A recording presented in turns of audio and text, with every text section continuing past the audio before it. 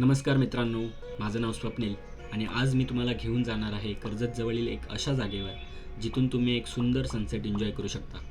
तर ही रील शेवटपर्यंत बघा आणि शेअर करा तुमच्या ग्रुपसोबत. तुम्ही एक परफेक्ट वीकेंड गेट अवे.